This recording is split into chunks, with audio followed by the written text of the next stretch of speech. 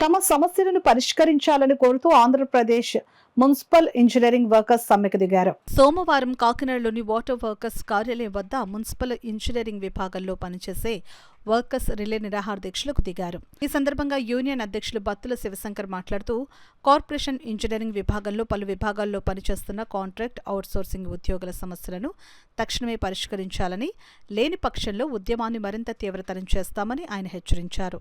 ఈ కార్యక్రమంలో సంఘం గౌరవాధ్యక్షులు శంభు ప్రసాద్, సెక్రటరీ తమ్మలపల్లి శ్రీధర్, వీరభద్రారావు, సతీష్, సుబ్రహ్మణ్యం, సత్యనారాయణ తదితరులు పాల్గొన్నారు.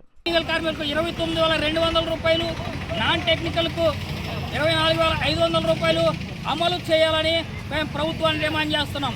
అలాగే చనిపోయిన కార్మికులకు, విధి నిర్వహణలో చనిపోయినటువంటి కార్మికులకు 10 లక్షల రూపాయల ఎక్స్గ్రేషియా ప్రకటించి వారి కుటుంబంలో ఒకరికి ఉద్యోగ భద్రత కల్పించాలని మేము న్యాయమైన డిమాండ్ చేస్తూ ఉన్నాం.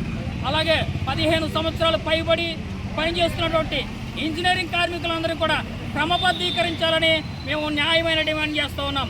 అలాగే ఆరోగ్యరీతిగా బలహీనమై అనారోగ్యం పాలైనటువంటి విధి నిర్వహణలో అనారోగ్యం పాలైనటువంటి కార్మికులకు 5 లక్షల రూపాయలు ఎక్స్గ్రేషియా ప్రకటించి వారి కుటుంబంలో ఒకరికి ఉద్యోగ భద్రత కల్పించాలని మేము న్యాయమైన డిమాండ్ ప్రకటన చేస్తున్నాం.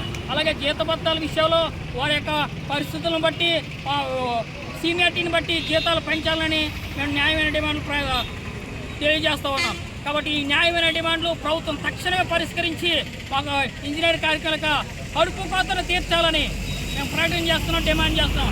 లేని ఎడల ఈ సమ్మె ప్రభుత్వం స్పందించేంత వరకు ఈ సమ్మెను కొనసాగిస్తామని, వాటర్ సప్లైని, స్ట్రీట్ లైటింగ్, విధి దీపాలని ఆర్పేసి సమ్మెలో కూర్చుంటామని రాష్ట్ర వ్యాప్తంగా ఇంజనీరింగ్ కార్మికుల తరఫున కాకినాడ మున్సిపల్ కార్పొరేషన్ యూనియన్ నుండి మేము డిమాండ్ చేస్తూ ఉన్నాము.